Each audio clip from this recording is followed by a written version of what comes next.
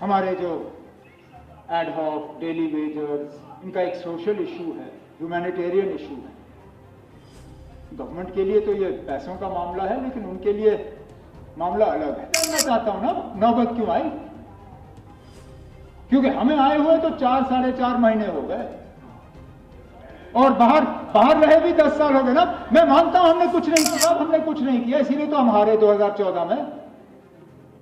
अगर किया होता, बदकिस्मती से हमारी बदकिस्मती, हमने तैयार किया था सारा निजाम इनको रेगुलराइज करने का। उस सैलाब में हम बह गए, उनका वो रेगुलराइजेशन भी बह गया। आप लोग आए, फिर क्या किया?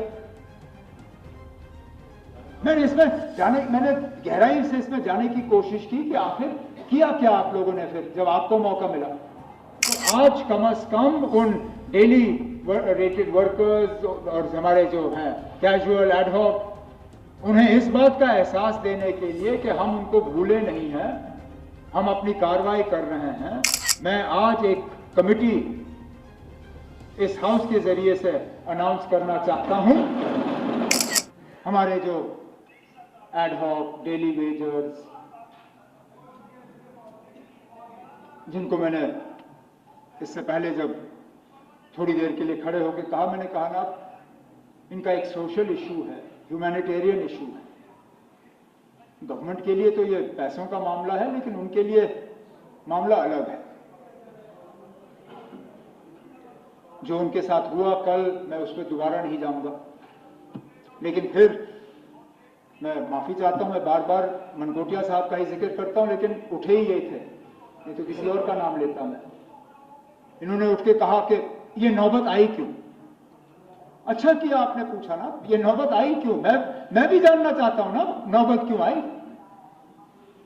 क्योंकि हमें आए हुए तो 4-4.5 महीने हो गए और बाहर रहे भी 10 साल हो गए ना। मैं मानता हूं हमने कुछ नहीं किया, मैं उसी बात पे आ रहा हूं। मैं मानता हूं ना हमने कुछ नहीं किया, इसीलिए तो हम हारे 2014 में। अगर किया होता, बदकिस्मती से हमारी बदकिस्मती, हमने तैयार किया था सारा निजाम इनको रेगुलराइज करने का। उस सैलाब में हम बह गए, उनका वो रेगुलराइजेशन भी बह गया। लेकिन चलिए, हमसे नहीं हुआ, मैं मानता हूं नहीं हुआ हमसे। सलाथिया साहब, श्यामलाल शर्मा साहब गवाह हैं, जानते हैं हमने कितनी तैयारी की थी। नंबर भी हमने फाइनलाइज किया था, प्रोसेस भी फाइनलाइज किया था सारा, लेकिन चलिए, ऊपर वाले ने रखा नहीं था कि हमारे हाथों हो, नहीं हुआ, हम हार गए। आप लोग आए, फिर क्या किया? मैंने गहराई से इसमें जाने की कोशिश की कि आखिर किया क्या आप लोगों ने। फिर जब आपको मौका मिला, मैंने पुरानी बजट की स्पीचें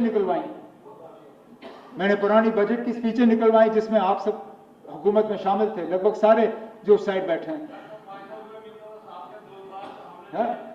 सारे, मतलब हर बजट स्पीच में आपने इन्हीं डेली वेजरों के साथ जो है वादे किए।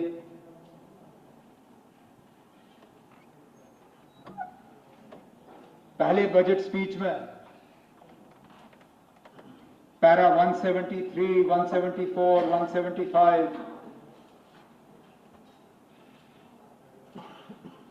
पहले तो आपने ये बताया कि आप कर क्यों नहीं सकते हो।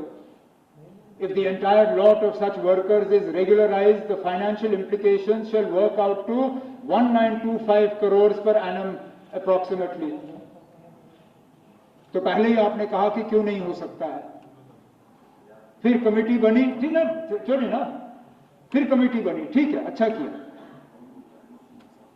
बनाया आपने कमेटी ने, सोचा ठीक है ना, कमेटी बनी तो अगले बजट में उसका कहीं ना कहीं एक फॉरवर्ड मूवमेंट हुआ होगा।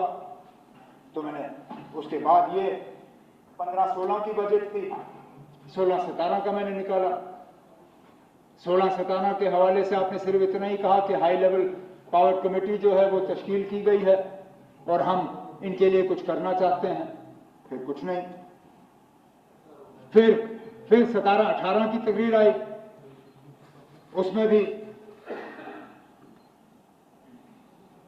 उसमें तो आप और ज्यादा गए। आपने कहा कि ना, मेरे पास मुझे दो फैसले करने हैं। मैं या तो 7th पे कमीशन दे सकता हूं या इन डेली रेटेड वर्कर्स को रेगुलराइज कर सकता हूं। अब क्योंकि मेरे ऊपर मुलाजमों का दबाव ज्यादा है, मैं रेगुलराइजेशन नहीं कर सकता हूं, मैं 7th पे कमीशन दे देता हूं। और फिर कहा over the course of the next financial year I intend to start the process of regularization of casual workers. I intend to start. तीसरा बजट, हाँ 3। चौथे पे जब हम आते हैं तब जाके आपने थोड़ी पेशरफ्त की, क्योंकि आपको मालूम था कि अब चौथी बार आ रहे हो तो कुछ तो कहना पड़ेगा। चौथी बजट से 1 महीना पहले, क्योंकि ये सेशन अगर मुझे याद है हम जनवरी में यहां बैठे हैं ना, मैं वहां बैठा था, हमें जनवरी में यहां बिठाया गया। दिसंबर में एसआरओ निकलता है, एसआरओ 520।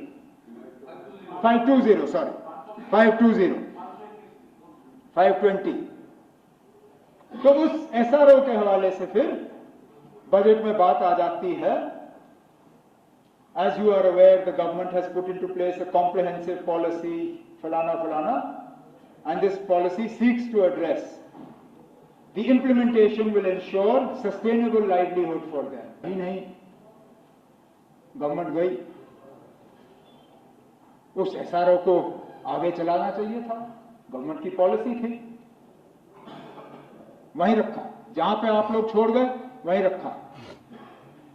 और फिर ठीक 2 साल पहले जेएनके रीऑर्गेनाइजेशन एक्ट को सामने रखते हुए उस एसआरओ को कैंसिल किया गया। उनके रेगुलराइजेशन का जो थोड़ा सा दरवाजा खोला हुआ था, उस दरवाजे को बंद किया। फिर आप पूछते हो ना, ये सड़क पे क्यों आए? जब इनके रेगुलराइजेशन का दरवाजा ही बंद किया गया, और जब बंद किया गया आप लोगों ने कुछ कहा नहीं, तो ये नौबत तो आनी ही थी। अब हमें इस सिलसिले को दोबारा, अभी हमारी मजबूरी बन गई। अब जब ना रेगुलराइजेशन के लिए एसआरओ है, जब ना कोई फ्रेमवर्क है, अब इन सालों में इनके नंबर में क्या तब्दीली आई है उस पर भी अब शायद अग्री करना आज के दिन में मुश्किल होगा, क्योंकि इस बजट को जब मैं देखता हूं नंबर 61,000, जब मैं गवर्नमेंट का नंबर देखता हूं तो उससे कई गुना ज्यादा। तो हमें यह सिलसिला हम 0 से शुरू कर रहे हैं। तो आज कम से कम उन डेली रेटेड वर्कर्स और हमारे जो हैं कैजुअल एडहॉक, उन्हें इस बात का एहसास देने के लिए कि हम उनको भूले नहीं हैं, हम अपनी कार्रवाई कर रहे हैं। मैं आज एक कमिटी इस हाउस के जरिए से अनाउंस करना चाहता हूं।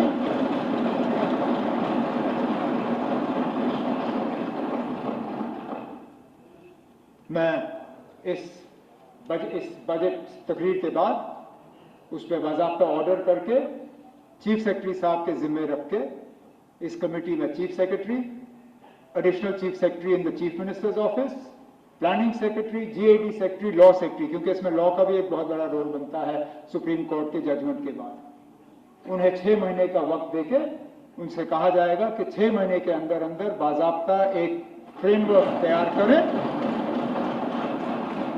पहले नंबर तय करें, जीएडी के थ्रू नंबर तय करें कि कितने हैं, फिर लीगली और फाइनेंशियली इसके वो देखते कि किस तरह किया जा सकता है, एक रोड मैप तय करके, ताकि अगले बजट में इस हाउस के सामने मैं खड़े होकर आपसे ये कहूं कि ना ये तैयार है और ये हम करने जा रहे हैं।